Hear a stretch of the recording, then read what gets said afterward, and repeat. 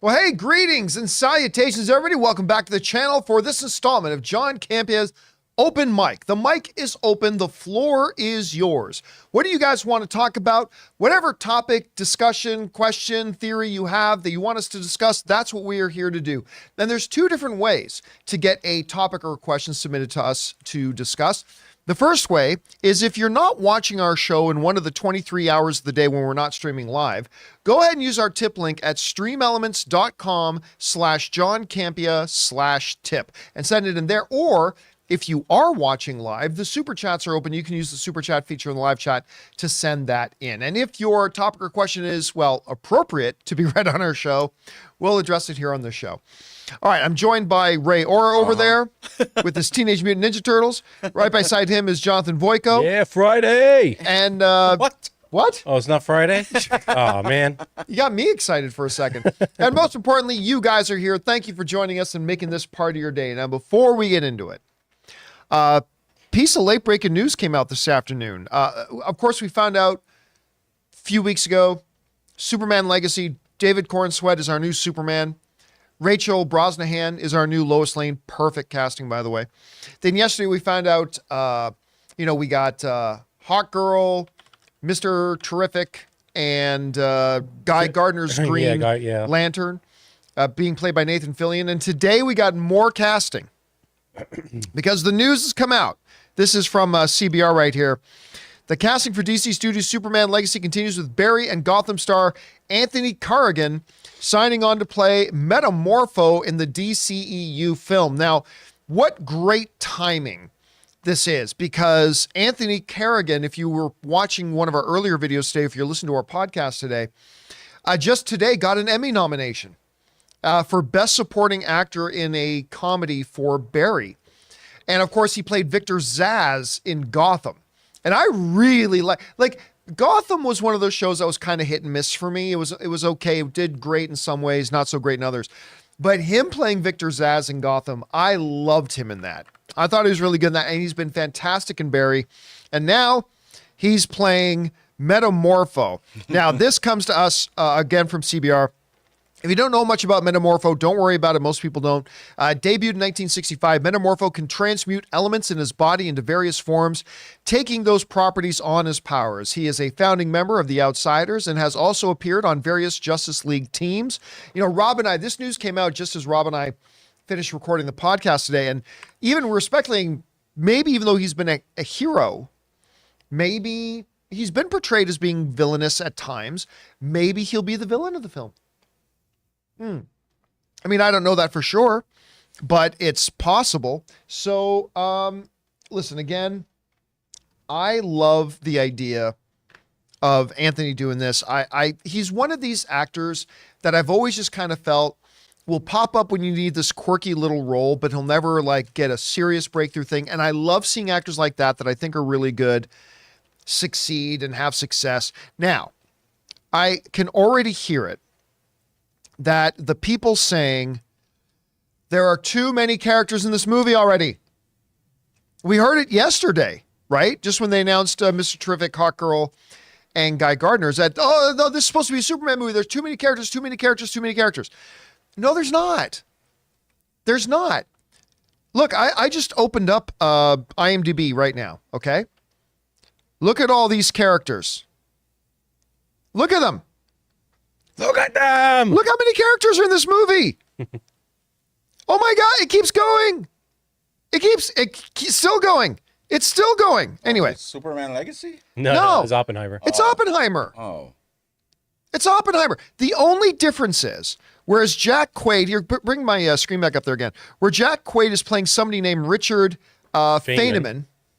Okay. The only difference between that and Mr. Terrific is that you already know the name Mr. Terrific, right? I don't, but yeah. Yeah, but that's the only thing.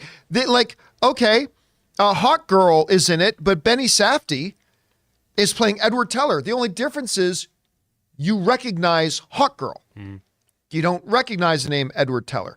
But again, look at this. That's fine. Pick another movie. Actually, Ray, you just mentioned Barbie. What happened? What happens if we go over to Barbie? Let's see. Let's see it. Let's check it out. Okay, let's look at the cast of Barbie. Okay. More. Look, more. Look at all the different Barbies. Why I are you didn't even know looking anymore? You just should have just stopped at Margot Robbie. But look, it keeps going more. Look at all the characters in it.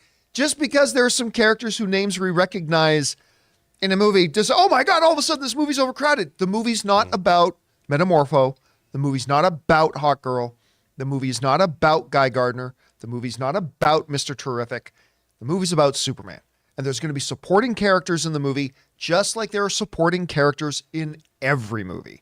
So we're okay. Yeah, they're not main characters. know, we're not trying to fall into like deep explorations of each character and then it gets overcrowded and convoluted. That's not what it is. And that's what I mean, if we look at like, sorry, just one other thought, but if we look at Black Adam, okay, it wasn't a great movie, but no one was like, oh, the Justice Society is in it. That's at least 5 people right there. Oh, plus Black Adam, plus this person played. Like, that was never Black Adam's problem. Right. Yeah, that was, out of all the problems Black Adam had, a movie I like, by the way, but none of those were the problem. None of that was the problem. Actually, the Justice Society is one of the big highlights of that movie. That's right. Again, I'm just saying, just hold on tight. And again, let's do one more. Let's do another film what we've just been recently talking about. Napoleon. I don't know, Mutant Mayhem. Okay, I'll bring up Mutant Mayhem. Look at that cast, baby. First of all, let's bring up this. I just brought up Napoleon. Okay. Oh, you really swerved me right Well, there. 1, 2, 3, 4, 5, 6, 7, 8, 9, 10, 11, 12, 13, 14, 15, 16. Oh, never mind. It's about 500 characters in Napoleon. Let's go over to Mutant Mayhem. Yeah. Mutant Mayhem. This one only is going to have 6. I know it. No. There's gonna be There's only some gonna be like 6. stars in here. Mutant Mayhem. We got, Well, look at besides that. the kids. Well, there's definitely 6, but I guess there's a few more. There we go. We got 1, 2, 3. Who's there? John 1, 2, Cena. 3, 4, 5, 6, 7, 8, 9, 10, didn't know Ice 11, Cube was 12, in that. 13, Ice 14, Cube. 15, 16. Jackie Chan. 16 characters they got listed. I'm only just realizing the cast they have in this. I mean, Rose Byrne is in there too. Yeah. Jackie Chan, Seth Rogen, Paul Rudd, John Cena, Ice Cube, Post Malone. Why is Post Come Malone on, in this? man. Anyway, Come on. so listen, guess what? We are going to get more characters announced, and it's okay. It's okay. They added someone to the football team. No, you can't. No, too many people No, on the too football many team. people. And guess what? You know what? Here, tell you what. I think by the end of next week, we're going to know who Lex Luthor is. Ooh, that's going to be another character. Oh, man. It's going to be yet another character. And you know what? James Gunn is going to drop it after we finish all our segments. Yeah, after we're done all of our videos, is going to, maybe Nicholas Hoult is Lex Luthor. That would be a good thing. I would like to see him play that role. Or wait a minute. I know who's going to be our Lex Luthor. Kevin Hart. Bring it up. Here it is. There it is. Oh. That's our Lex Luthor. Oh, it's a This double. is a misdirect. It's a misdirect. They actually cast because after all, he's bald. Double feast though. I still remember back when they were doing Man of Steel and they were casting Man of Steel. Did I say? I remember all these people started going on about who should play Lex Luthor. And one of the big ones, I'll never forget this. This is like a guy, oh my God, but people are serious about it. Everybody, so many people were screaming for Billy Zane. Yeah, man. Because Smashing Pumpkins? he had just been in a movie where Billy he was Corgan. bald. So there's a picture of Billy Zane bald. And everyone's like, oh, that's Lex Luthor. Because he's got the bald. Plus, he shaves his head after every role. As a tradition. As a fresh start. Mm-hmm. But there you go. You've heard it here first, guys. It's a big misdirect. Anthony Kerrigan is our Lex. No, I honestly think we're going to get our Lex Luthor announced. At this rate, by the end of next week, we might get our Lex Luthor by Friday. Honestly, at this point, I mean, they seem to be putting out castings every day at this right now. So maybe even tomorrow we find out who Lex Luthor is going to be. Look, it's not going to happen. It's not going to happen. How crazy would people go if he did cast Michael Rosenbaum as Lex Luthor? I mean, people would freak out. Yeah. At least Smallville fans. Smallville fans would freak out. I mean, James Gunn and Michael Rosenbaum are tight. They're good friends. He was in his I think he was in his bachelor party. Yeah, he was. Yeah. So, but I mean, he confirmed on Michael that it wasn't Rosenbaum's going to be thing. him. He was like, is it me? He's like, no, it's not you. Yep. No, I know. But I'm just saying, I wouldn't die of shock if like tomorrow they announce Michael Rosenbaum was Lex Luthor. Again, I'm saying it's not going to happen. I'm just saying I wouldn't die of shock. That's all. They can cast Triple H as Lex Luthor. Ooh. You know, it doesn't matter to me. I think my hype train leaves the station as soon as I see a pic of Superman's suit. That's like the big thing that as soon as I see that, then I start talking about this movie a lot more. But I want to revisit this Triple H as Lex Luthor, though. I just thought of a bald wrestler. Actually, look up a picture, Jonathan. Triple H. I only see Kratos when I think of him. In a suit, and it's because he's a businessman now, right? Yeah. Triple H. Paul is a businessman now. Well, he married the business. Well, that's true. He did marry into the business, but he's very good at his business. Yeah. Do we got an image there? I mean, there you go. There's that's a big. Continue shaving the head a little bit, and there's your Lex Luthor right there. Yeah, that's Roid Rage Luthor. If you're not, here I got a Roid Rage Luthor. Roid Rage. That's he's my favorite wrestler of all time. Now, if only he could act one lick. There's a better picture of him, with the shaved head and stuff like that. Listen, it's either him or John Travolta for Kratos. That's John. Remember that commercial? That Ben Stiller ad he did. He's like, "You're acting thirsty, Dad." He's like, "No, I hydrated." But it's a great cast so far. I like. Yeah, I love the cast they're putting together here so far. So it's working for me. Anyway, we got a Metamorpho, and guess what? We're going to get more. One question. James Gunn in Guardians 3, he had to create a villain that I probably just hated the most. High Evolutionary. Yeah. I don't know if he's known for like creating villains where you actually like them or have some. I'm not sure. I was trying to think of all the villains that he's created or he has shown on screen that I really hated, but I think it's just this him. past one. For example, he did Ronan the Accuser in the first Guardians of the Galaxy. I really liked him as a villain. Yeah. I like that villain very much. Yeah, but I didn't care about him. He didn't matter to me. Okay, so He's not memorable. He wasn't memorable, is what I'm saying. Then you had Ego, the Living Planet, in the second one. There was that father-son thing. There's the father-son thing. Then you had the alien in Slither, which is the greatest. It had to be the last one. This High Evolutionary. I actually felt sorry for the Star creature in the Suicide Squad. Starro, yeah, a little bit. Because I mean, it was tortured. It didn't even want to be there. Sure, but it was bent on domination, destruction. It made decisions that had to like. Starro's got to go. Oh yeah, Starro's got to go. Peacemaker, who I hate. Again, the aliens. Killing my boy. Oh, you got to get over that. No, I'm not. Who's that? Joe Kinnaman? Yeah. Oh, it was in the heart, not the neck. Oh yeah. Yeah. But Rick it was Flag. like a stab to the neck for me. Got to get over it. Well, fine. Rick Flag's got to go. Got to go. Man, if James Marsden and Joel Kinnaman do a movie together, he's already there. He's gonna see it. Yeah, it's like man. his two favorite That's actors. No, it's Joel Kinnaman. Joel, yeah. Well, All right. With that down, guys, let's do what we're here to do. Let's take your questions, shall we? We're going to start things off with the tip questions you guys have been sending in. So, Jonathan, what do we got? Well, I just ate something. You're going to say one more thing. I'll say one more thing. The Go ahead. Prime deals. Anyone doing the Prime deals? There's nothing. Don't look. There was a big list of stuff yesterday that Ann and I saw a lot of really cool. Ann did buy something. Oh, yeah? She bought the water flosser. Oh. You know, Was it a Chinese brand? that like shoots the water so you don't have to use Yeah, floss. like a water pick. Yeah, like a water pick. I've Yeah. never used one of those. Those much don't you get rip for your it? gums apart? They work good. Do they? I've never used one. Yeah. All right. Okay, let's get started here. All right, now What's up I first? can talk. All right, Sam Fisher says, I enjoyed this trailer. He's talking about Wonka. I enjoyed this trailer after watching it a couple of times, except Wonka was whimsical, but he wasn't as cheerful of a wacky person. He had a darkness that I don't see here. And isn't it strike that, reverse it, not scratch that, reverse it? I mean, that's who knows. Really? Is that what we're going to talk about? Yeah. He is whatever the movie says he is. Like that, I've had this conversation with a lot of friends talking about a lot of different movies. Well, the character's supposed to be this. No, the character's supposed to be whatever way they're portrayed in the movie. In this movie, he's this way.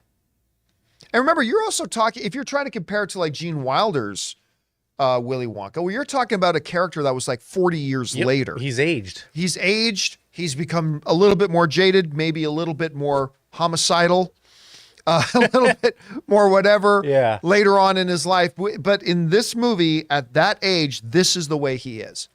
And I love the trailer. Absolutely, absolutely love it. So can't wait to see it. All right, what's next? DK Dan says, John, you say a lot, this trailer house or that trailer house. Can you educate us with a couple of names of trailer houses? We all know studio names. By the way, this is the same one who sent in, BH Dan, I fat fingered it and made it BK. All right. No worries. So there are companies that we refer to as trailer houses where like their number one thing in the world, the only thing that they do is create trailers. Right. That's what they do. And I couldn't pull off the name of them off the top of my head. I mean, we went through a list of them in my documentary, Movie Trailers, A Love Story. I can't even remember the name of the company that we went to and sat down with in their LA office. Yeah, because it's not really, even if it's a great trailer, people don't ever ask, oh, I wonder what trailer house created that. It's just not a thing that's, but maybe we should start learning what their names are. Who they are. So basically what happens is trailer houses are agencies, right? They're in their most pure form, they're marketing agencies. And studios will contract with them for them to make the trailers for them. And so listen, I just pulled up a bunch of names here. So here's a bunch of trailer production companies. Buddha Jones, which I have heard of. Paradise. Illusion Factory is another one I've heard of. InSync Advertising, Mojo, Trico Studios, Precision Productions, Cambode Films, Fix It in Post. I've only heard of Trico. That's it. Armed Mind, Big Science Film, Bloom Film, Movie Trailer House is actually the name of the company. Hammer Creative, BLT, Good Spot. I mean, there's many of them. There's a main 6 or 7, kind of like in studios. There's many people that can produce movies, but there's a main 6 or 7 studios. There's a main 6 or 7 number of trailer houses that most of the studios will work with. But yeah. Anyway, what's next? Anonymous writes, might be more of a discussion for Chris, but one of the biggest blunders of when AT&T owned WB was when they bought Crunchyroll and did nothing with it and sold it immediately after. What was the point of spending all that money if they had no plans to use it? Okay, so yeah, you're right. Chris, it would be better if Chris was here. Like I'm not really up on Crunchyroll, but I remember the business deal. And I remember a lot of conversation going on about that. It's like, what was the point? And why would you pull the trigger on that kind of an acquisition if you weren't already 100% set in what you were going to do with it? But I mean, listen, the AT&T era of Warner Brothers will be a confounding mystery for a lot of different reasons. There's a lot of different things they did over. You ever watch Crunchyroll, Ray? Is that something you watch? Crunchyroll is like, I think the top tier. Like it's where you go to watch anime. I think they have the dub versions and everything. Like even properties that only had like once, like the smaller, hard to find, like even on disc animes, they'll have that on there. Everything I've ever tried to watch, and I'll search to see if any of the streamers I have it on their thing. It's always Crunchyroll will have it, but I don't have a thing subscription to them. All right, what's next? Anonymous writes, one of two. Hey, John, when you watch Mission Impossible or John Wick movies, you can feel that Tom or Keanu, they're happy to be there. They want the best movie possible. They don't do it just for the money. You feel the opposite in Indiana Jones or some DC and Marvel movies. I think studios underestimate how much people can read between the lines. People know that Indiana Jones 5, Transformers, Flash, done for money only. Harrison Ford or Affleck, no one wanted to be there. They will not support this movie even if it's good. You're completely wrong. You're completely wrong. And make no mistake, this is the movie business. Everybody's in it for the money. Everybody's in it for the money. You think Tom Cruise didn't collect a paycheck for Mission Impossible? He's also producer. Do you think Tom Cruise didn't collect a fucking unimaginably huge 8-figure check for Mission Impossible? Let's not be naive, everybody. Let's not be delusional and naive. Yes, he did it for the money. Was that the only reason? No. Do you think it was? But if you don't know that that's like one of the big prime reasons. Now, of course, somebody like Tom Cruise, He also goes beyond that because Tom Cruise wants the whole industry to do well. He wants the whole business to do well. But he's part of that business. He wants everybody making money, including him. Like, you can convince me of that if we find out Tom Cruise's paycheck was $5,000. No, Tom Cruise's paycheck was in the double digit of millions of dollars for this movie. Everything you just said is true. But I think more like, as in with Tom Cruise and Keanu Reeves, whenever I see them, I can feel that they love what they're doing. You know what I mean? Sometimes people look like they're just there to be there. But with Tom Cruise, you could tell in his face on some of the scenes of Mission Impossible, he loved what he's doing. I disagree. He's acting. He's an actor. Right? But because listen, there are movies that somebody looked like they were having the best time of their life, and you later find out that the actor was miserable. Never wanted to be there. Right? That's acting. But you've seen the Keanu Reeves doing the little target range. Oh yeah, he wants to get that right. I just like seeing that. But again, make sure so you can have fun doing a movie. Yeah. Absolutely, a lot of people, like a lot of us, have jobs that we have fun at our jobs. Right. I mean, not everything is like a miserable drug. You have to like the job, but make no mistake, Keanu Reeves collected paychecks too. Oh yeah. I remember a lot of people forget this. Keanu Reeves' career was pretty much dead when John Wick came along. Like his career was over when John Wick came, and then John Wick came out. And all of a sudden, boom, he's right back again. And it's been the only true success. I mean, he even tried to do another Matrix movie and that fell on its face. John Wick is the one true vehicle that Keanu Reeves has. Right. And he's a good Canadian kid. I love Keanu Reeves and I love him as John Wick. And I say that with all the love of my heart. But never be naive enough to not first understand that everybody is in it for the money. Because that's why people go to work. You go to work to your job because it pays money. One of the greatest interviews I ever had was with Michael Douglas. And I was talking to him about that movie he did, Las Vegas. It's the same interview when I accidentally left Robert De Niro hanging when he tried to shake my hand. But I asked Michael Douglas, it was one of the best answers and one of the most honest, pure answers an actor's ever given. I asked Michael Douglas, like, what was it about Vegas? Like, you're a iconic Hall of Fame actor. What was it about Vegas that attracted you to the role? Why did this particular thing speak to you? And he took a breath and he said, I'm an actor for hire. Mm-hmm. This is my profession. This is what I do. This is my craft. So that when somebody has a role, they think I can come in and elevate and they can pay my salary. I'm an actor for hire. But yeah, make no mistake, guys. There are great actors who've been in movies that were miserable or had a great time in, but they're all in it for the money because it's their job. That's what all of us are in our jobs for, is for the money. I mean, hopefully we love our job too, and hopefully we have a passion for our job as well. Yeah, Tom Cruise did not go home without a paycheck. And a paycheck that'll be more than you and all of your family will make for 7 generations. But yeah, that's the way it is. All right, what's next? Anonymous writes, hey, John and crew, you mentioned how you loved MI7's villain, Gabriel, played by Isai Morales. He was probably the best part about Titans Season 2, as he played a fantastic Deathstroke. Definitely the best season, in my opinion. The rest, not so much. I didn't know that. Like, I always heard, because I watched Titans Season 1, thought it sucked, gave up on it. And I watched the whole first season, then I tapped out. But I always heard from people saying, oh, you know what? I think Season 2's better because of Deathstroke. I didn't know he was the one who played Deathstroke. Yeah, I remember seeing pictures of him, but I never saw the show. See, now you've suddenly made me interested in watching Season 2 of Titans because I thought he was great as Gabriel in Mission Impossible. He's a fantastic villain. Loved him in it. And now I'm actually a little bit tempted to go and watch Titans again. All right, what's next? Paul Dean writes, hi, John. I wrote in yesterday saying unpopular opinion, but I like Blade. I meant Blade Trinity. Yes, even the Dracula stuff. Also, next time I watch Jet Li's The One, I'll look for your company's name. Thanks, Bring on the Filthy. Yeah, okay, but that makes more sense. So somebody wrote in the other day saying, unpopular opinion, but I really like Blade. And all three of us were like, huh? Yeah. I'm pretty sure most people like Blade. Yeah. Blade Trinity. You know what? Good on you. Listen, we all have movies that we like that most people hate. We've all got them. All of us have them. Or movies that we hate that most people like. And Blade Trinity I thought sucked. Okay? I thought Blade Trinity was terrible. There were some cool things about it. I thought it was terrible. But who cares? If you liked it, that's all that counts. Right? I got movies that, like, I don't care if it's Armageddon or Cool as Ice. There are movies that other people think suck and I really enjoy it. So be it. But that's so good on you for enjoying that movie. I'm glad that you did. I didn't, but that's okay. The nice thing about Blade Trinity, though, is you could really tell that the entire cast was not there for the money. It's all about passion. All passion. All right, what's next? Hilton's Red Stapler writes, I'm going to take my stapler.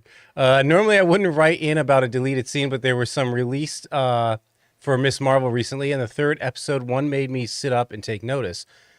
Could see why it was cut, but the performance of Iman and Matt Lintz might be worth checking out. Yeah, I saw that they had released a bunch of some deleted scenes from Miss Marvel. Now, listen, I absolutely love Miss Marvel. I think it's the second best show that Disney Plus has put out. I think it's absolutely fantastic. I don't watch a lot of deleted scenes, though. Yep. Because if it's deleted, it's not part of it. It's not canon. It's not part of it. It, quote unquote, doesn't matter. Now, that's just me. So I didn't even bother, even though I love Ms. Marvel, I didn't even bother going to check it out. But I might at some point. Now that you're talking about it and saying that there's some really cool stuff there, I may go and check that out now, because I did love the show. I can't wait to see her again in the Marvels. All right, what's next? Okay, Ron Vieira writes, how did Matt Smith not get a nomination for House of Dragon? If he didn't get an Emmy for The Crown and not a nomination for this, what's he got to do? House of the Dragon got done dirty, and how did Shrinking not get Best Comedy nomination? Matt Smith not getting a nomination, I'm comfortable with, because the lineup of I don't know who you bump off. I don't know who you bump off that list in order to make room for Matt Smith. And Matt Smith was great in it, but Matt Smith was not the best actor in that show. If there was only one performer to get a nomination out of that show, it should have been Patty. Constantine? Yeah, Constantine. Constantine or Constantine, however you pronounce Patty's last name. If there's anybody on House of the Dragon that should have gotten nomination, it should have been him for Best Supporting Actor. That one I'm a little bit thinking. And also Shrinking not getting a nomination for Best Comedy. Like, I'm sorry, I get it. You got to nominate Ted Lasso. But Shrinking was better this season than Ted Lasso was. Shrinking this season was better than Marvelous Mrs. Maisel was. I'm not saying Shrinking is a better show overall than Ted Lasso, but we're talking about this season. It really should have. And Harrison Ford should have been nominated for Best Supporting Actor in a comedy series. And actually, he should have been considered one of the front runners to win. So I'm very, very confused. But listen, that's the beauty and the frustration of award season, right? It's subjectively being selected, and every year there's going to be many, many picks that you agree with, and there's always going to be a couple that you don't. And if they did put Matt Smith on there, a lot of people would complain that Matt Smith shouldn't have been on there, right? So it's all about perception. So I'm not worried about the Matt Smith one. I'm worried more about Patty. I was more confused that Patty wasn't on there, to be honest.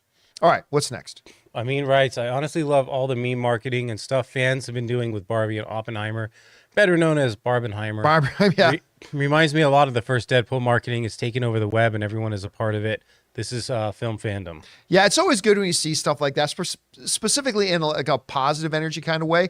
And listen, everybody, we're all really excited for, man, that July 21st weekend. I am so dying to see both of those films, Barbie and Oppenheimer. You got award caliber filmmakers on both of them. Both of them sound like they're going to be incredible. The first reactions for both of them came out. They were great. Oppenheimer sounds a little bit better. It's the one I'm a little bit more excited to see, but this is going to be a great weekend for movies, man. I cannot wait. All right. But we will wait before we get on to the next set of questions, because we are going to take a moment and thank a couple of the sponsors of today's episode of Open Mic, our friends at MasterClass and Birddogs. We want to take a moment and thank the sponsor of this video, MasterClass. Guys, as a small business owner, I am finding myself having to be in negotiations all the time, whether it's with new contractors, vendors, or even agencies that represent our company. Now, I don't like to go into these negotiations unarmed, so I found the perfect class on MasterClass, The Art of Negotiation by Chris Voss, a real-life former FBI lead hostage negotiator. Taking this class on MasterClass made me feel a lot more equipped and confident going into all these various negotiations I have to do on a regular basis. With With MasterClass, you can learn from the best to become your best anytime, anywhere, and at your own pace. An annual membership starts at just $10 a month, and you get unlimited access to every instructor, thousands of online lessons, exclusive content, insight, and much more. There are over 180 classes to pick from, everything from filmmaking with Martin Scorsese all the way to cooking with the great Gordon Ramsay. In MasterClass, you will find practical lessons that you can apply to your life and work. So guys, get unlimited access to every class, and right now, as a John Campea Show listener, you can get 15% off when you go to masterclass.com/Campea. That's masterclass.com/Campea for 15% off an annual membership. masterclass.com/Campea. We want to take a second to thank the sponsor of this video, Birddogs. You know, as a guy, there's only two things that are important to me when it comes to fashion: looking good, and even more importantly, being comfortable. And that's where our sponsors, Birddogs, come to the rescue. Offering everything from pants like stretch khakis, joggers, and sweatpants, to shorts like gym shorts and swimsuits, and even great looking and comfortable polo shirts. Birddogs, like their stretch khaki shorts, are designed to fit slimmer through the thighs and legs, giving you a truly sculpted look. Birddog shorts fit way better than regular shorts that are made of a stiff, restricting cotton. You see, Birddogs fixed this issue by inventing cloud knit fabric that looks just like khaki, but stretches so you get a way slimmer fit without having to sacrifice movement. And that's just one of the reasons that by wearing Birddogs, you're gonna look good and, more importantly, feel good. So guys, go to birddogs.com/Campea for a free Yeti-style tumbler with your order. That's birddogs.com/Campea for a free Yeti-style tumbler. Use code Campea. You won't want to take your Birddogs off. We promise you. And thank you to our friends at MasterClass and Birddogs for sponsoring this episode. All right, guys, let's get back to your questions here, shall we? What do we got up next? Okay, we've got Zach Pasta Sauce, Walter. Pasta sauce. Would you rather have the ability to time travel to any place you wanted to whenever you want, but have 5% chance that you were stuck in that place you traveled to for a year, unable to use your power until the year is up, or teleport with the same consequence? Huh. I mean, that's an interesting twist on the which superpower would you want question. You're stuck if you teleport, but you're stuck there for a year, but you're in the same timeline. You can always just get on a plane. I kind of feel like that, but I guess you're cursed or something. Like you can never, you always miss your flight. I have to go time travel. Come on, pasta why not? Time travel, because if you're there, it's a year. You can come back. Yeah. Worst case scenario, go do some sports betting on the games you already know the outcome of. Yep. Make a fortune, leave it under a rock in the middle of a field, go back to your own time, go to that field, pull a little, what is it? That was Shawshank Redemption. Shawshank, yeah. There's a stone that sees no godly purpose being there. Anyway, yeah, I would do that. I would take the time travel. All right, what's next? All right, we got Vinny Walkmelps writes, "Hey, Jonathan, I just wanted to ask you how you're doing today, man. Well, I'm tired, but I'm doing okay. Your cough has gotten a lot better. Oh, yeah. A lot better. It was like 7 weeks of being sick.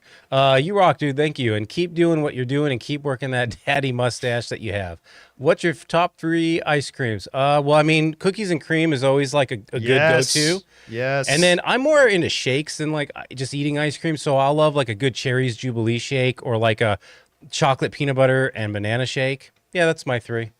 I like it. I just like that cookies and cream is here. Oh, yeah, that's a good go-to. All time. All right, what's next? And then we got Connor Stone who writes, "Hey Ray, just watched Ninja Turtles Ninja Turtles is going to be the best thing ever since the first 5 minutes of Indy 5." Yeah, those first 5 minutes, dude, those were bomb. Those first Indy 5 5? minutes. Yeah, John didn't get to see them, but they were awesome. I did not see the first 5 minutes. Oh yeah, of oh yeah, Yeah. Greatest, man. I'm still very upset. Only that day it played those first 5. Only that day. Yeah, it was Can't see it in exclusive theaters to day anymore. one. That was it. Sorry. You're late to it. You don't get the Man, whole movie. I can't believe they showed that. I know. Listen, I know when we talk off camera, you get you're a little bit more reserved. You've got a little bit of apprehension. You're trying to check your expectations are getting too high for the Ninja Turtle. How good do you think it's going to be? I actually, 'Cause I know you're super excited for it. the problem is I've been watching these clips, right? Because there's this YouTube channel that reports anything that's shown on Mutant Mayhem, and the couple of clips that I don't know where he got them from, but they're obviously from TV.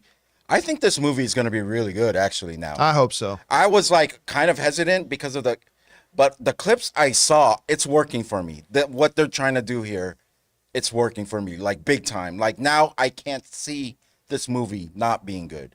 And I'm going to eat it all up if it isn't. Well, now that I know Post Malone is doing one of the voices, how can it fail? Our out of the theater review, if it's bad, I will go up there and whatever. I'll say, you know what?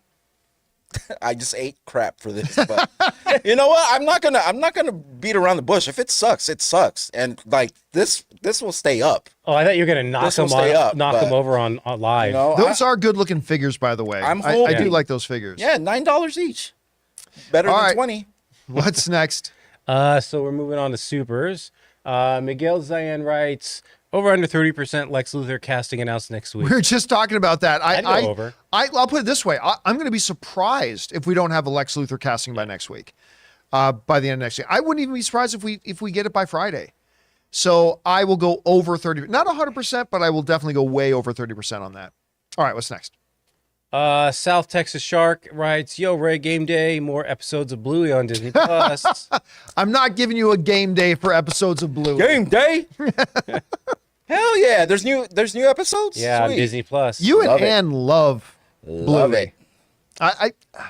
I don't get it, but all right. But everybody I know seems to love Bluey. Because it teaches you lessons, and you just have to give it a chance. Forget the animation style. You just gotta watch, and then it'll sink in after like 2 episodes what they're trying to do there. All right, what's next? Brandon writes, there's a story on Deadline right now about the studio's sickening plan for the WGA. Drag it out so long that writers lose their homes from not being paid and have to give in to the studios. Pure evil. No, nobody, I will say the unpopular thing. It's business. You know, Rob and I were talking about earlier. It's like Rob always says, you don't get what you deserve, you get what you negotiate. And it ain't show friends, it's show business. And I'm sorry. Like, and people, there are some people that got mad at me earlier today when I said that. Boo-hoo, but it's true. If the situations were reversed and the WGA found themselves in the position that they had a huge point of leverage, like let's say for whatever reason, if a deal wasn't reached by August 1st, all the studios would have to pay a $5 billion fine to the government. I'm making up a hypothetical scenario here, okay? But follow with me. Let's say there was a hypothetical scenario where the studios would all have to pay a $5 billion fine to the government if they don't reach an agreement with the Writers Guild by August 1st. You don't think the Writers Guild is going to hold out right up until the last second and force the studios? Like if the WGA had that leverage, that they knew if we hold out longer, the more and more the studios will have to give up and the more and more we'll get what we want, and you push them to the brink of like billions of dollars they're going to lose, you're naive if you don't think the WGA would absolutely do that. And they should do that because it's their job to represent the interests of the union members, and it is their job to get the best possible deal for them. It's not the WGA's job to help out the studios. It's the WGA's job to look after their own. Unfortunately, the situation isn't reversed. The situation is that the studios have all the leverage. And they know they're in a better position right now than the writers are. And they know, hey, we'll wait it out and get as much that we want from this deal and get them to give up as much as they want from the deal. It's business. Now, I'm not saying I think the studios are right. Like, I think a lot of the things, we mentioned this in the podcast today, a lot of the things, I'm okay with studios trying to find ways to save themselves money. I get it. That's business. But some of the things that the studios want are going to make their product worse. Smaller writers' rooms, almost non-existent writers' rooms, shorter terms on the contracts of the writers, so writers aren't as invested in the shows that they're writing for. All these sorts of things, yeah, they may save you a little bit of money, studios, but you're going to get a lesser quality product. So I'm okay with studios trying to make as much money as they can. It's business. I'm all for that. But they're actually asking for things that are going to make their business worse. Meanwhile, the writers are trying to get what's good for them, but they're also trying to make sure they have proper size writing rooms, proper length of terms so writers are more invested in the shows that they're writing for. Like, And there's some things that the writers want that I don't agree with, sure. But overall, what the writers want is going to give us as consumers a better quality product. And that's why, even though I have no dog in this hunt, I am actually on the side of the writers, because I believe what they want is going to be better for us as an audience than what the studios want. That being said, and I don't fault either side for taking whatever leverage they have and using their leverage, because the other guy would do it too if the shoe was on the other foot. I mean, but it's cold, man. Yeah, it's cold. You know, I just hope whatever they come to, just everyone is able to like feed themselves, feed their families, and have a place to stay. Like, not be out on the streets or whatever. Well, I mean, and that's why part of the strategy here is, look, obviously the studios don't want writers out in the streets. What the studios want is for the writers to go, we can't afford to do this anymore, and make sure force their leadership to make a deal. Right. And that's exactly what the studios want. It's real tough, man. This whole thing is real tough on everybody. It's so tough and it's so complex. And listen, a strike hurts everybody, because even though the studios are willing to do this, this is hurting them too, and they know it. They just know it's hurting the writers more than it's hurting them. And again, if the shoe was on the other foot and the studios were being hurt more than the writers, then the writers would do their job, hold out longer, and get even better terms. It's just, this part of the business is just nasty, though, man. Yeah. It's just nasty. Let's hope it gets resolved soon. I hope so. Much sooner rather than later. All right, what's next? Fangblaze writes, saw Dead Reckoning yesterday and loved it. Second best Mission Impossible movie after Fallout, in my opinion. I need part 2 now. I love Fallout. I think it's my favorite Mission Impossible movie. I might need to watch Fallout now. Everyone's saying that's the best one, and I think this was a great movie. So yeah, this one's great. I mean, both Fallout and there's Fallout, Rogue Nation, and Rogue Nation. Yeah, I mean, they're all.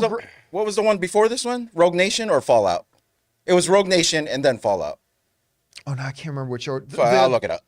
Yeah, the most recent one was the one with Henry Cavill. And I think that's Fallout. I think that's Fallout. Am I getting the titles mixed up? That's why all movies should be called Movie 1, Movie 2, Movie 3, Movie 4. No, the last one was Fallout. Okay, Fallout. So that's the one with Henry Cavill, right? Okay, I'll watch that one. All right, what's next? All right. We got 156 Impulse writes, I have a confession to make. I love Mission Impossible 2. It's my favorite. Come on. Until MI7. I personally didn't like the others. I'm excited for 8. Love you guys. Yeah, listen, I'm not the biggest Mission Impossible fan. I mean, yeah, Fallout was great, but I only thought number 1 was okay. Rogue Nation's really good. I thought Mission Impossible 2 sucked. So I mean, I certainly like a couple of the movies in the franchise, but I wouldn't consider myself a huge fan of the overall Mission Impossible franchise. But man, Mission Impossible Dead Reckoning is so good. 56%. Which one? The second one. Oh, the second one's terrible, bad, dude. Yeah, I didn't like the second one at all. I remember people laughing in the theater. Ooh. Like that scene where the cars like they crash and they spin around, and Tom Cruise is just like gazing at the other woman in her car, and the music cuts, and then they literally on like a cliff edge. People started laughing. All right, what's next? Fangblaze71 is back and writes, Dead Reckoning, Dial of Destiny, Spider-Verse, all movies with an insanely good fight on top of a train. It's a year of great fights on tops of trains. Yeah. Yeah, and listen, there's some people who poo-poo on the train fight in Indiana Jones. I like that. I thought it was a good sequence. Yeah, I liked it. Yeah. I mean, whoever was on there. Not as good as the one in Dead Reckoning. Not as good as that one. What was it you just said? I said, it was a good fight for whoever was on the train, and then yeah, for whoever was on it. I mean, some people thought the de-aging wasn't so good. I thought the de-aging was actually very good for what it is. Mind it. But yeah. I just hate the way the villain of Dead Reckoning still kept wrinkle-free on top of that train. Because that's the power of Gabriel. He was so smooth. Too smooth. And his hair. His hair was perfect. Too smooth, man. That's the power of extreme greatness. Nobody cleans the top of the train every day, all right? He had to have some dust on that blazer. Nope. He was filthy clean. Nope. When you're that good looking, like me, boy. it just repels the dust and dirt and grime. You don't understand the power of hotness, Ray. Oh boy. Some of us carry that burden. Oh yeah, you're getting a double fisto. They call you double fisto. Is that one for when I go to prison?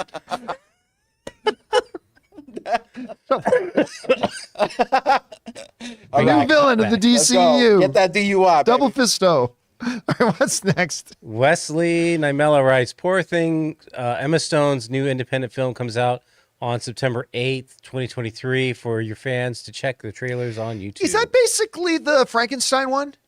Poor Thing? Let me look it up. Yeah, isn't that the one where they like bring her back to life? Oh, Look that up. I haven't heard of it, honestly. Yeah, double check on that because I remember I saw. Oh yeah, it is. It is. Okay. A trailer for that dropped like 6 months ago, didn't it?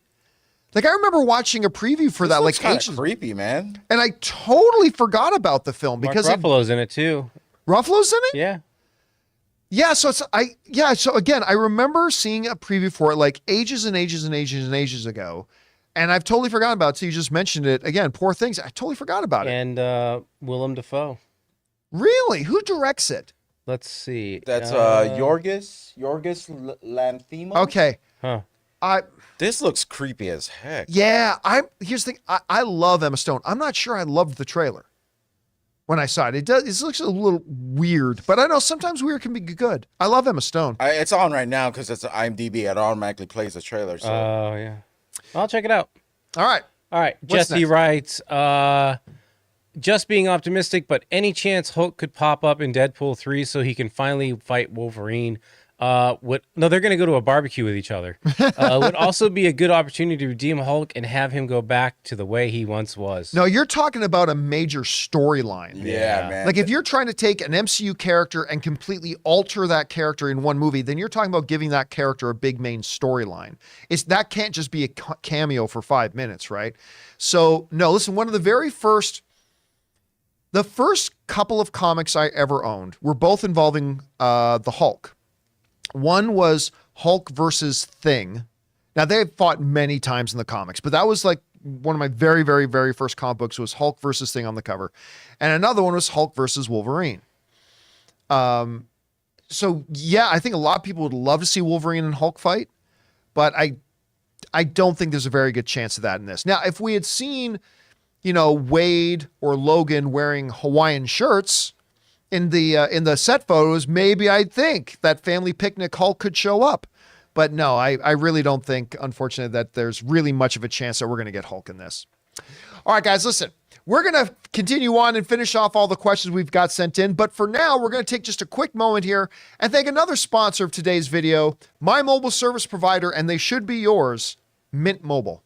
We want to thank a sponsor of this video, Mint Mobile. From the gas pump to the grocery store, your utility bills and favorite streaming services, inflation is everywhere. Seriously, make it stop. Thankfully, there's one company out there that's giving you a much-needed break. It's Mint Mobile. As the first company to sell premium wireless service online only, Mint Mobile lets you order from home and save a ton with phone plans starting at just $15 a month. You guys know that ever since I switched to Mint Mobile, I've been saving almost 70% a month over my old phone plan. For people looking for extra savings this year, Mint Mobile offers premium wireless for just $15 a month. By going online only and eliminating the traditional cost of retail, Mint Mobile passes the significant savings on to you. All of their plans come with unlimited talk and text plus high-speed data delivered on the nation's largest 5G network. Use your own phone with any Mint Mobile plan and keep your same phone number along with all your existing contacts. Switch to Mint Mobile and get premium wireless service starting at just $15 a month. To get your new wireless plan for just $15 a month and get the plan shipped to your door for free, go to mintmobile.com/Campea. That's mintmobile.com/Campea. Cut your wireless bill to $15 a month at mintmobile.com/Campea. And thank you to our friends at Mint Mobile for sponsoring this episode. All right, guys, let's get back to your questions here. What do we got up next? Fangblaze71 writes, Ray must hate Spider-Man Noir, damn trench coat. Listen, Ray loves trench coats and the women in them. Yeah, I can guarantee you Ray ain't asking Spider-Man Noir out for dinner. I'm not gonna live this down, man. I'm not gonna like out down. this poor girl's identity, but if I showed you guys this girl's Instagram, you'd be like, Ray, what are you doing? What are you talking about? There's a reason she's got 1 million followers. Anyway, know, but a trench coat's a trench coat, man. I mean, we all got to have a line. And if your line, some of us is third nipple. If your line is trench coat, then that's your line. Pointy collared trench coat, all right? Get it right. Collared trench when it goes coat. past the head. That's all. No, I'm just kidding. I'm just kidding. You know what? I picked something out When it goes that past didn't the matter. head. I was just a little upset that night. Okay, let's go. When it goes past the head. All right, what's next? Orange Hand writes, speaking of Isabella Merced, do you remember that really creepy article some major news site posted about her and the Dora movie back when it came out? Aaron was particularly disgusted by it. Nope. No, what was it about? You're going to have to... Yeah, you can't. Do you guys remember this? No. So we can't even comment on it because we don't know what you're talking about. Yeah, maybe if you're gonna write in something like that, make sure you also tell us what it is. So maybe that'll help jog our memory. Was it like pedophile style or what? Like but unfortunately, no, I don't remember any story about it. Unfortunately, I know. You know what? She's a beautiful young girl. She won over a lot of people with that movie. And if James Gunn tested her out and said she's going to be a great hot girl and she's got the chops, all that kind of stuff, I'm looking forward to seeing her in it. All right, what's next? Fangblaze is back. Secret Invasion episode 4 may have been short, but damn it, was good. Yeah. Action was quite good, and Nick's conversation with his wife was great. Look, Mission Impossible, Secret Invasion is not your typical MCU fare, right? But I tell you this, Rob and I were actually talking earlier today about this, unapologetically. I'm actually quite enjoying the show. I think it's pretty good. I don't think it's great, but I'm quite enjoying it. And listen, I'll take that because MCU shows on Disney Plus are hit and miss. There's been more that I've been disappointed with than there have been that I like. So I'm glad I got this. For me, it's my third favorite MCU show that they've done. Behind WandaVision and Ms. Marvel, then there's Secret Invasion. I love the political intrigue thriller nature of it. I love the character work going on. The dialogue, not only between him and his wife, but between him and Rhodey was really good. And listen, the last action sequence, that big set piece at the end, I thought was really good. It felt pretty grounded. It felt like pretty visceral and stuff like that. They shock you here and there. Yeah, again, I don't think it's great, but I'm enjoying the show so far. I think it's working out for me. All right, what's next? Okay, we got Fanjecture who writes, Bob Iger just agreed to stay on for 2 more years. Yeah, they're finding out that the damage that Bob Chapek did, and I don't mean to, I'm not trying to be funny, I'm not trying to be facetious, but I think they're all realizing that the damage that Bob Chapek did is going to take a lot longer to undo than they thought. And we're going to cover this more tomorrow on the channel and certainly in the podcast tomorrow. But yes, it's a big piece of news and we'll go over all the ins and outs of it another time. All right, what's next? Tracy Dale writes, no Neil Offerman nomination for The Last of Us. I think you mean Nick Offerman. Yeah. And yes, Nick Offerman did get nominated for Last of Us. Yeah, it was for guest. If you were looking, but you got to remember, there's 3 categories in the Emmys for acting: lead, supporting, and guest appearance. And since he was only in 1 episode, Nick Offerman is nominated for best guest appearance in a drama. And that's a foregone conclusion. I'm going to be shocked if he doesn't win that. He will win that and get his Emmy. All right, what's next? We got Jama who writes, fact check time. Brian Cox hasn't won an Emmy for Succession. He lost both noms, including in 2020 to his #1 boy and nemesis Jeremy Strong. Well, I remember watching. Let me just double check to see what it was for, because I remember him being on stage accepting the award. Could it have been like Critics' Choice or something like that? I don't think it was Critics' Choice. Let me look it up here. He's won an Emmy Award. Oh, well, he won an Emmy, but it was, okay, so he's got an Emmy for Newmanberg. Oh, so it wasn't for Succession. But according to this, yeah, so what award was it? Maybe it was There's the Outstanding Achievement Award. Oh, wait, that's the BAFTA. Never mind, sorry. You know what? Maybe the awards ceremony I remember seeing him up winning was the Golden Globe. Because he did win the Golden Globe for Best Actor Or for for he Succession. does have the Screen Actors Guild for 2022. So maybe I'm thinking. Succession. I just remember him being on stage holding the award and accepting the award, and I thought in my head that was an Emmy. But yeah, you're right. According to this, to his IMDb page, he's been nominated for Best Lead Actor 3 times for Succession, but never actually won. Now he did win an Emmy, but that was for Nuremberg. He won an Emmy for that, but he won the Golden Globe. He won the SAG. He won the SAG in 2022. I mean, the SAG is a pretty important one. Yeah. Well, the SAG is for actors. That's the second most important award. The most important award, obviously, is an Oscar. The or for in this case, the Emmy. Emmy, yeah. You know what? I might even suggest that an Oscar is more important than a SAG, but a SAG might be more important than an Emmy. I kind of would agree. I mean, if Erin was here, I could ask her, like, which one would she prefer? I mean, she would love to win either, but which one she would prefer to win. So he's won several awards, Golden Globe, Screen Actors Guild, stuff like that, and he has won an Emmy, but you're right, it wasn't for Succession. There you go. All right, what's next? All right, Miguel Sehal writes, I highly recommend My Adventures with Superman. I have no interest in that. That just... I'm not going to crap talk it because I haven't seen it to crap talk it. I can just say I look at it and it does not look like it's something that's for me. So I have no interest in it. Ray, have you checked out any of that? Of what? Sorry. It's Superman, My Adventures with Superman. It's animated, I'm guessing. Oh yeah, I did. What did you think about it? That was the trailer. I watched the trailer the other day. I didn't know if it was out already. I do want to watch it though. I think it's Yeah, the trailer just didn't look good to me. Oh, you didn't. When me and Jonathan were watching it, I was like, I wonder if this is gonna be the way James Gunn starts his legacy. Oh, I hope not. Just because it was just already in the mix. Oh yeah, but when you said that, I was like, I hope not too. Yeah, I hope not. All right, what's next? Fangblaze is back again. Secret Invasion effects are a big step up from She-Hulk, Miss Marvel, Mando. No, they're not. Season 3 and other recent Disney Plus shows, in my opinion. No, they're not. Not even remotely close. I mean, first of all, there's very, very, very, very, very few visual effects that they need in Secret Invasion up until this point. Like, you're all talking shows that have to use a lot of heavy. First of all, you have complete CGI characters in some of them. I'd say She-Hulk probably had the best. I mean, not that it was the best show, but CGI, no, it was not the best show. But CGI was but I mean, like a lot. Yeah, it's just that the other shows you mentioned had a lot more visual effects. I mean, this one is very comparatively, it's just much fewer and nothing really.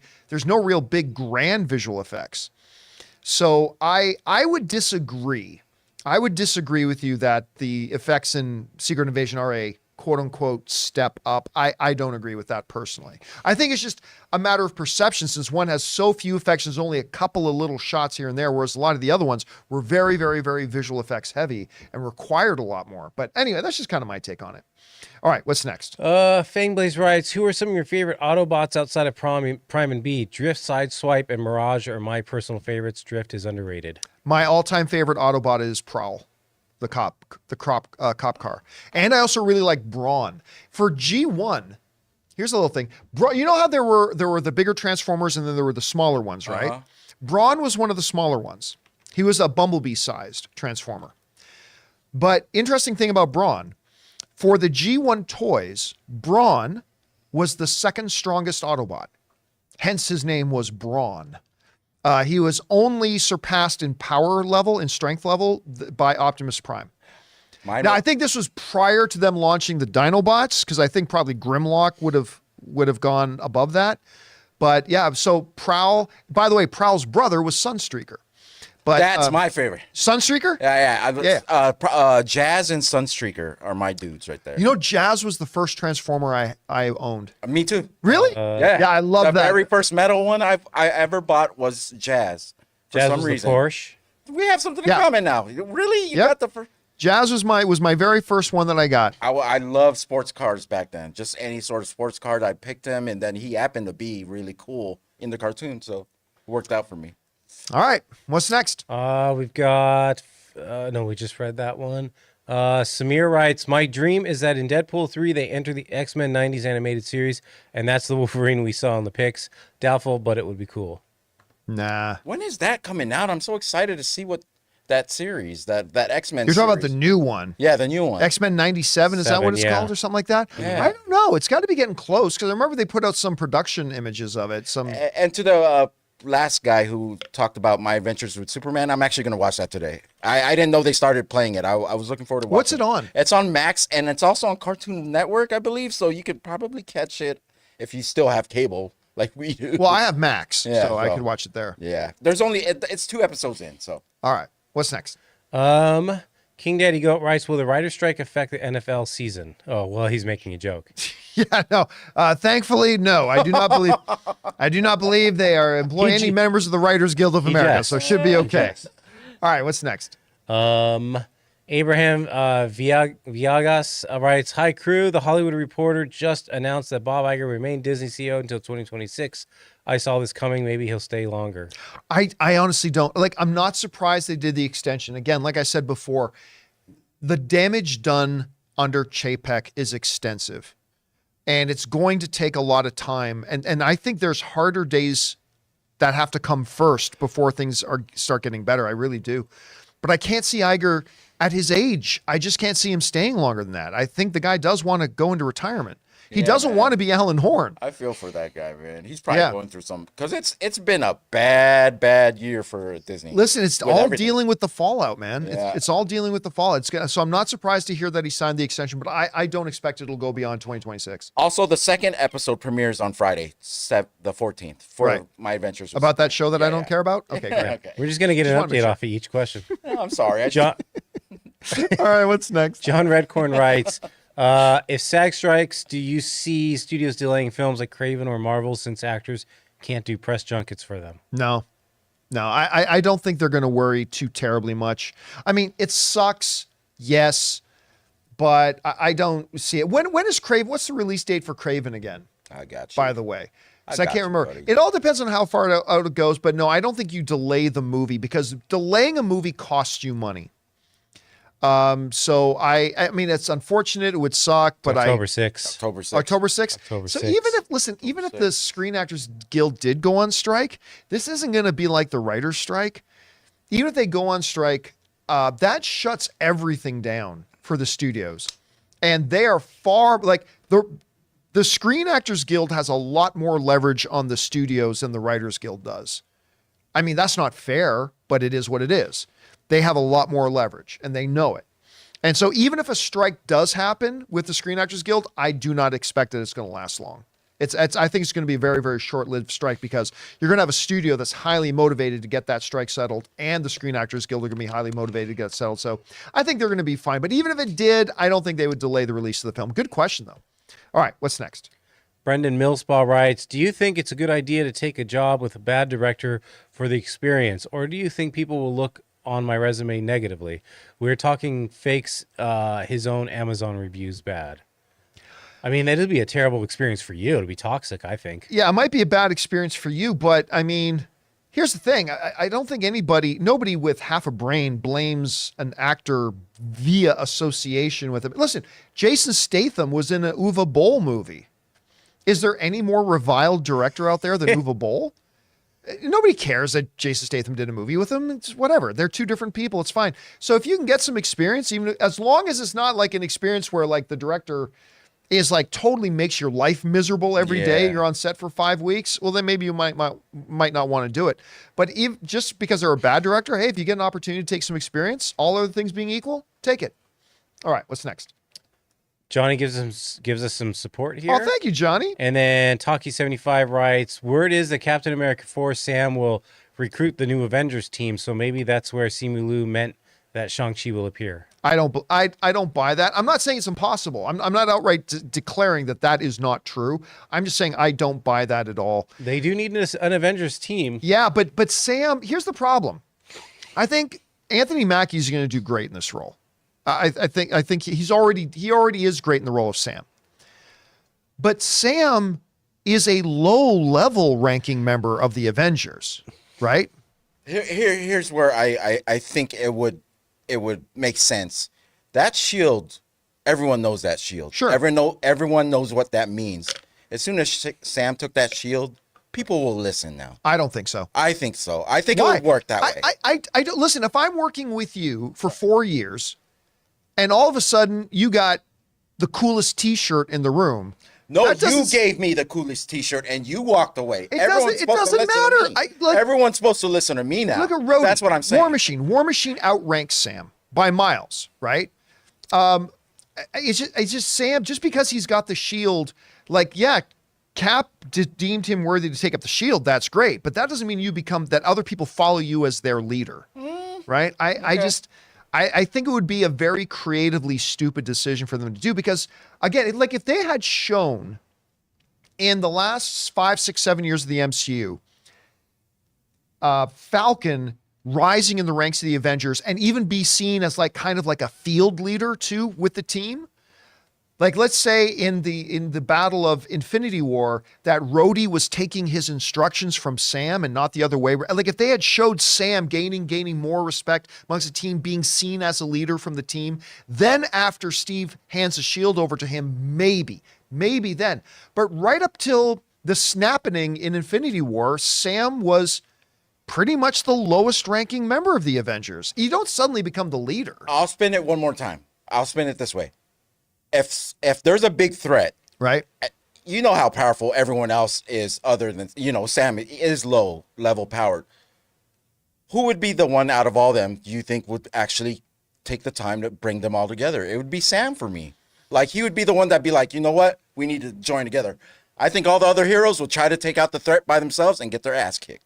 You know what I mean? So I don't know. I see either Sam or Doctor Strange being that person that brings everyone together. Well, I mean, Doctor Strange is much more likely to be that, assembling like a group like that. That's still the military thing, Yeah. It's like I don't know. We'll see how. Again, I just don't see it. I agree. Though. I would see a War Machine as the leader. Yeah, me too. Yeah, I Rhodey. mean, really, Rhodey. He's first of all, he was Iron Man's right-hand guy even before Tony became Iron Man. He's got career like double the experience of Sam as a military. He is a leader. I mean, that would make a lot more sense to me. He's about that superhero life. Oh, we're about that. Hey, new girl. We're all Rhodey about seems to be the handshake between the heroes and the government right now. Right now, he's like the bridge between the two. Yeah. All right. What's next? Mr. Graham91 writes, went to Dead Reckoning yesterday at 2 p.m. and AMC played 0, and I mean 0 trailers. Only the Dolby intro and Kidman. Dozens of people showed up late. If you're not early, you're late, I guess. Is that it? But did they show? Wait, did he say they showed? No, yesterday was not the fan screening. Yeah. Yesterday was the official. I wonder if they made a mess up, like they aired, because 0 trailers. AMC is purposefully trying to fuck people over. Yeah. But Saying, oh, you better come. Yeah, but 0. When we say showtime, because you might miss some of the movie unless you're there to sit through the 30 minutes of commercials we want to show you. Fuck AMC. I am so close to tearing up my AMC A-list card and saying, you know what, screw it. I'll drive the extra 15, 20 minutes to go to another movie theater. Because AMC theaters under Grand Admiral Fucklechuck, Adam Aaron, they have become a debased, awful company. And listen, I say that while acknowledging they have great screens. I enjoy my viewing experience in AMC theaters, and I love A-list. I really do. But they have become such a shitwaggle of a company that they just actively make stuff up they now? actively hate their consumers. They hate you. They actively hate their consumers. I am so fed up with this company. It's getting to the point that the disadvantages of having anything to do with like that puke mess of a company is starting to outweigh the benefits of them. And I'm getting really fucking frustrated with them. And I had, like, even after I left AMC, I had a lot of loyalty to them. I've had a lot of loyalty to them for years. Not just because I enjoyed working with them when I did, but because they are legitimately my favorite movie theater chain, right? But it seems like, how can we fuck this up? Every day, that's the first thing on the agenda of the AMC board meetings. How can we fuck people over? Have we fucked them over enough? I think we can do some more fucking. And I'm getting really, really frustrated with this. Hey, Mr. Graham, thanks for that super chat. You really stirred us up. Yeah. Oh. Hey, listen, you know what I get most passionate about? things that I have loved. That's what I get most passionate about. And I've spent so many years loving AMC that it really irritates me so much to see what a fucking show it's become over there. They're awful, man. Zero They're just trailers terrible. is just like, unless they messed up, zero trailers is almost like, dude, That's a little strange to me. how do you even expect to sell concessions? I mean, It's great if that was the new policy and you knew when you Yeah. had to be in your seat to watch Showtime, but they're purposefully doing this. Like, my only conclusion to this by looking at it is that they are purposefully doing it to screw you around so you don't think, like, they hate the fact that with pre-signed seating and you know that there's 30 minutes of trailers, they hate the fact that so many people have caught on and just start coming in 25 minutes after showtime knowing that they're not going to miss the movie. So now they're mixing it up a little bit to screw people over. And I got screwed in my Indiana Jones screening because I missed the first 5, 6, 7 minutes of the movie. those You first seriously 5, got bro. screwed. Shut up. seriously. One day Little only, did man. AMC know, I prefer to missing the first 20 minutes of movies. I'll tell you what, if a good Regal or Cinemark was just a little bit closer to where I live, I would have made the switch already. With Like, a good seriously. membership program. Or that wouldn't matter anymore. It would matter. I mean, Regal, I would take Regal over Cinemark because Regal's got a better membership program. But I mean, that's the thing, man. A-List is it's the best I thing. know, They that's got the Regal, best yeah. membership program. There's a Regal near me in North Hollywood, but I don't think it's that nice from what I No, heard. no, the only Regal I've been to, it was it looked like no one was upkeeping that place. All right, what's next? Purple Haze writes, "Hey John and crew, what sort of Justice League would you like to see coming from James Gunn? Also, John, what sort of Batman do you want to see in this universe?" I have no idea what you mean. Oh, do you want to see like? Well, for me, like I kind of want to not too jokey. I mean, I like the. Well, no, I humor. don't want an Adam West Batman. Yeah, I like the humor that James Gunn puts in there, but I don't know. It's hard. That's why I want to see that first trailer. I can't really say what I like because sometimes James Gunn tells me what I like. You know what I mean? Like, especially with properties that I've never even known about. He's given me something, and I said, Yeah, I don't know. Oh, I like it. So far, I like the Batman. So I yeah, like yeah, that the one, Batman's too. great. Here's what I wouldn't mind. If I had to pick, I would say a Batman that is George Clooney's Bruce Wayne and Ben Affleck's Batman. If you can get a little bit of a mix in there of that, I'd probably take that. But I mean, listen, James Gunn is so good with his characters. I'm not going to set a template in my mind about what I think this Batman should be. I just want to see what James Gunn's going to give us because I trust him completely. All right, what's next? John Redcorn, hot take: TMNT will make the most money in August, according to Ray. Well, I can't remember what else is coming out in August, so I don't know if that's a big thing or Haunted not. Mansion. Yeah, I think. Wait. Is it Haunted Mansion? No, you know that there's is more. August. Let me take a look here. I'm gonna pull open the calendar. We're gonna go to August. You can bring my screen up if you want, Jonathan. Yeah. So we got TMNT. Oh, the Meg 2. Oh yeah, that might make the most money. That might make the most money. I don't think Passages is going to make the most money.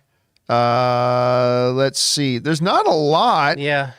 What else do we got here in August? It's really between TMNT and Gran Meg. Turismo. Well, yeah, listen, I'm actually very, very interested in Gran Turismo, but it's not going to make any money. I'm gonna go see the re-release, the Enter the Dragon. They did a 4K. Oh, yeah. I remember enhancement. you've been talking about that. Let's see. What else do we got here? The adults is going to... Oh, Blue Beetle's going to Beetle. make the most money.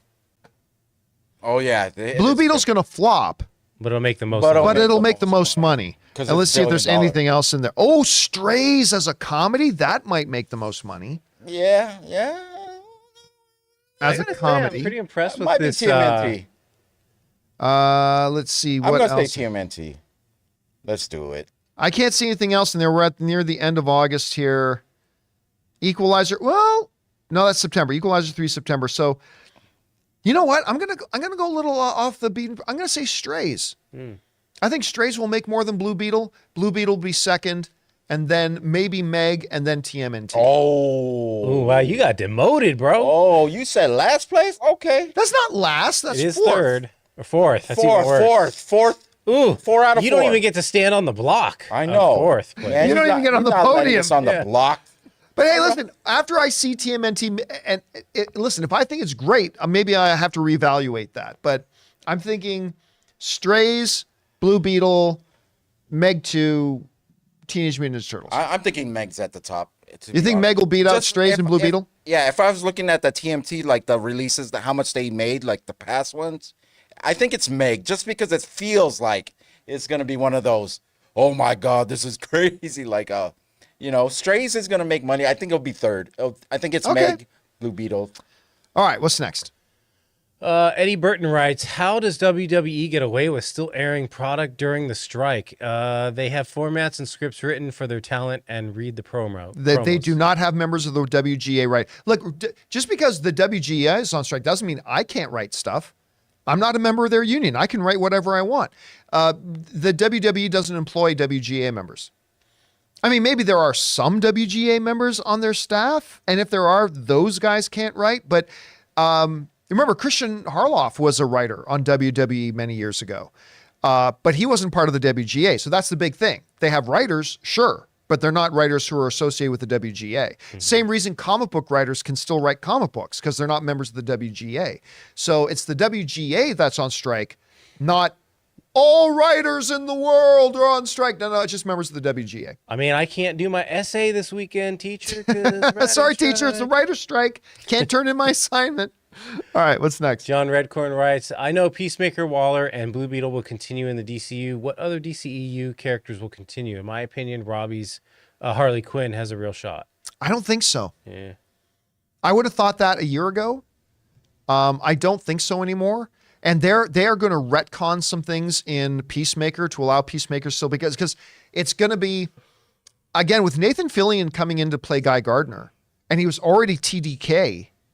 That kind of tells me this is more of a harder reboot than a softer reboot. Yeah. So I don't think you're going to see many carryover, to be honest with you. I think it's the same actors, but playing completely different versions of those characters. Probably. All right, what's next? Redeemer writes, hey, John, did you see that Bob Iger has extended his Disney contract? Nope. Yeah, personally, I love this news because I don't think 2 years was enough time to right the ship at Disney. 100%. Yeah, I felt the same. Listen, you remember when Bob Chapek took over, one of the things we told people is you're not going to see the impact of Bob Chapek taking over for a couple of years. It takes a while. When you have a major change at the top, it takes years for us to feel and see the impact. And then the impact came. The results of the decisions that Bob Chapek made were horrific. And we are still feeling the consequences. And the consequences aren't over from the decisions that were made under Chapek's regime. It is going to take longer than that to correct them. And there are harder days ahead for Disney before they get better.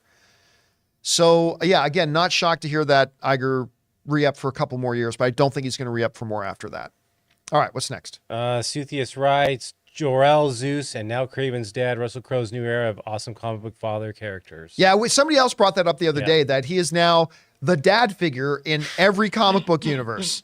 I mean, that's about all he's got to do now is like somebody's animated voice. He's got to be maybe Spot's dad in the Amazing in Spider-Verse 3 or something like that. But yeah, he's now everybody's dad. That's Russell Crowe's new role in life. Everybody's dad. All right, what's next?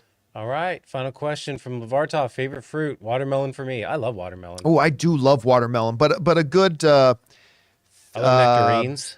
Fiji apple. A good Fiji apple. Yeah. Apples are my favorite fruit, but watermelon's delicious. I'm down with a pear. You like pears? Yeah. I like really? pears. I've never seen you with a pear. I know. Pears. I haven't seen a pear in so long. I love nectarines, watermelon. Yeah. A good off the tree. Cherries. My mom and dad on the ranch, they have like 3 or 4 big plum trees. Yeah. And plucking a really good plum right off the tree. We used to have a nectarine. That was for me. We had a nectarine tree growing up. So for me, nectarines remind me of my childhood. And they still have a pomegranate tree. Not a lot of people have pomegranates, but. And guys, that'll do it for today's installment of Open Mic. Thank you so much for being here and making this show part of your day. Big special thank you to all you guys who sent in those tip questions and super chats. Number 1, because you gave us fun, interesting things to talk about. But number 2, you supported this channel as you did it. And all of us involved with the show, thank you guys so very much for your support. Make sure you guys come back and join us again tomorrow. So for everybody in the room, Ray Ora. Yep. Jonathan Voico. Yeah. My name's John Campea, everybody. Have a great rest of your day. And until next time, my friends, bye-bye.